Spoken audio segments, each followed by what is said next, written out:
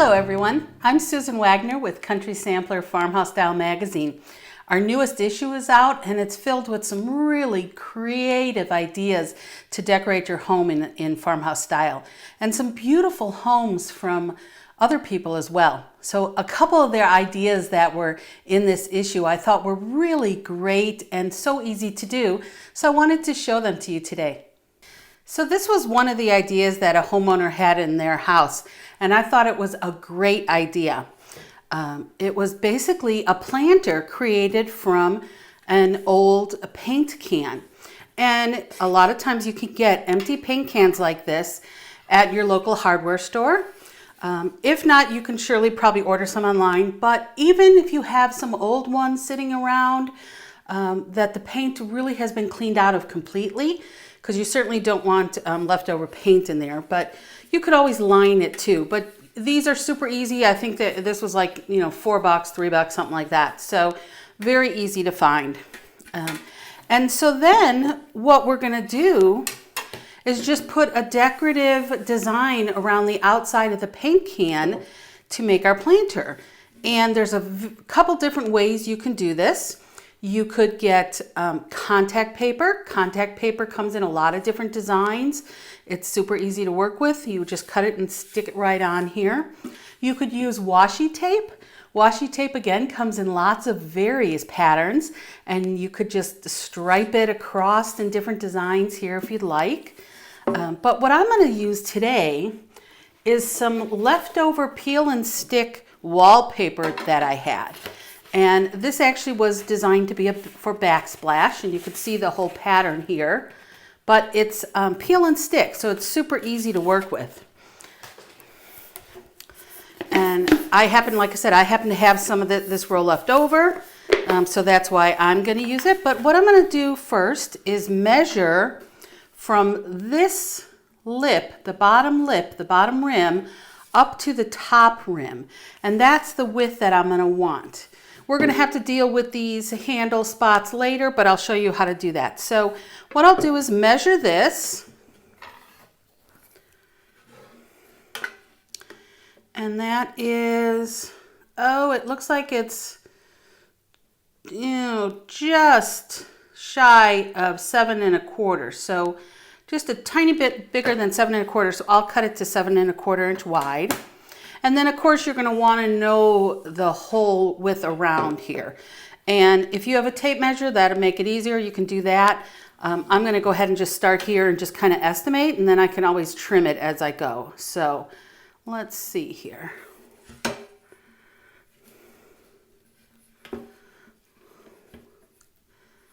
So that's a 10, and then this would be another 10. So it's about 20 inches around.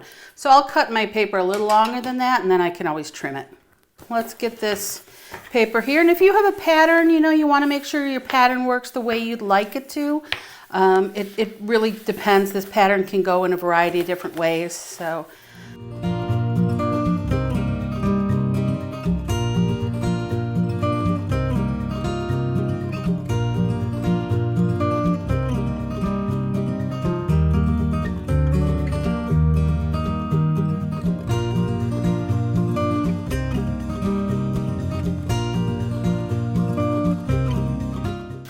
And this should fit right exactly around there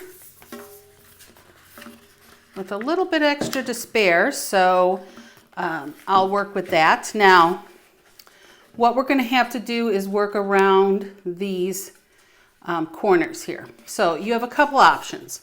I would say we'll start here, and we'll just cut a line across here, just a small little skinny one, and then work our way around, and we'll do the same thing at the next one.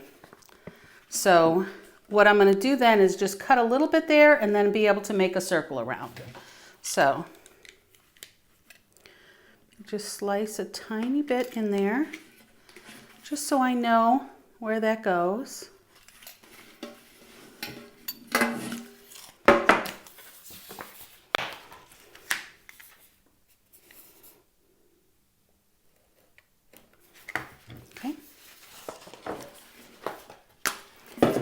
said, that's going to be my piece that I'm going to wrap around that spot. So then I'm going to go around again until I reach this other one. And here at the same spot, what I'm going to do is I'm going to cut a line from the top down to the bottom so that we can wrap it around and reach it in there. So you'll need to figure out where your piece is. I'll make a little mark there just so I know.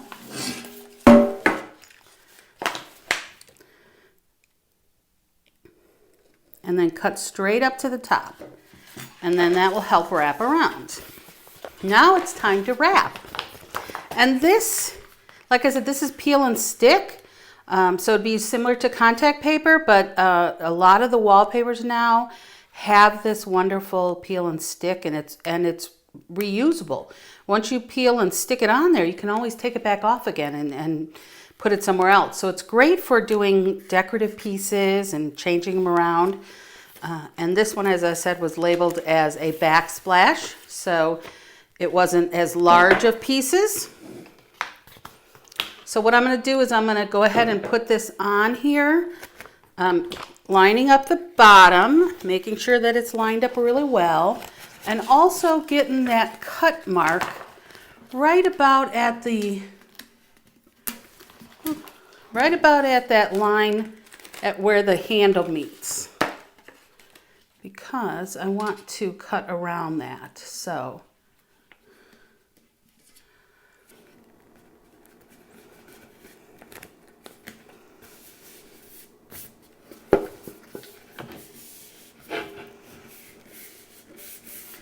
all right, so when you get to this parts where the handle is, you're just going to want to then trim around that spot, and then just fold your paper into and above the handle.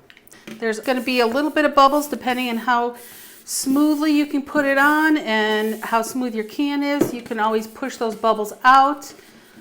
Or if they're really big and you can't push them out, you could put a tiny little hole in them to let the air out, and then push the bubbles too, and that'll smooth it down as well. So then when you're done, you're going to have it look like this. And now you're ready to just go ahead and put your plant in. And a couple different things. You could plant right directly into this. But you want to make sure you have some drainage holes. So if this is going to be outdoors or someplace where, and again, if this is wallpaper that's not designed for bathroom or contact paper or something like that, it's probably going to be okay outdoors. But you could just drill holes right into the bottom of your can, or you could take some rocks and put them down into the bottom to provide that drainage. Or if you really wanted to, you could always just take your plant and place it directly into the pot rather than actually planting it into it. And then that way you could always, easily reuse this for something else. So in my case, I'm going to go ahead and do that, but obviously there's a lot of space in here. So I'm just going to take some aluminum foil, a couple things. I'm going to take some foil and put it in the bottom of the tin just so that when I water the plant, it has some protection against the pot. So I'll go ahead and basically line the bottom there, just as a water reservoir.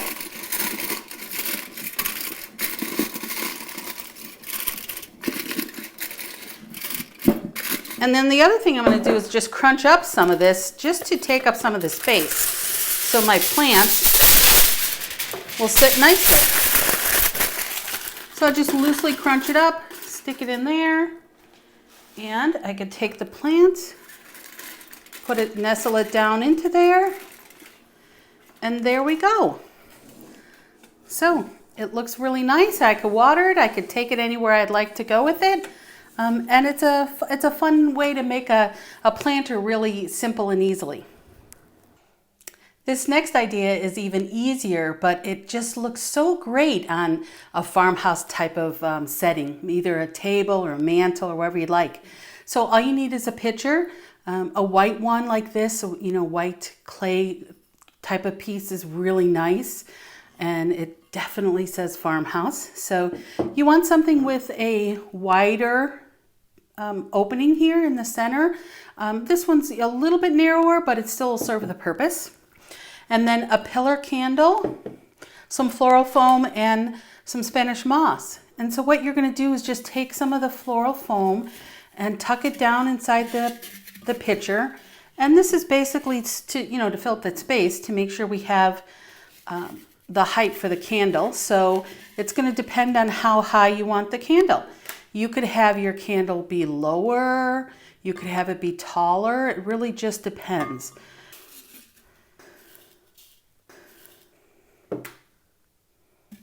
Yeah, so something like that.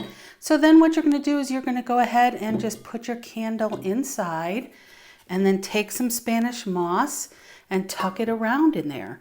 And you could put the Spanish moss in first. It's going to just depend, how you want this to look and what your pieces are. Sometimes it's easier to put them in first if you have it a little bit shallower. Sometimes it's easier to put them in afterwards. But you're just going to tuck it around there. And grab a little bit more.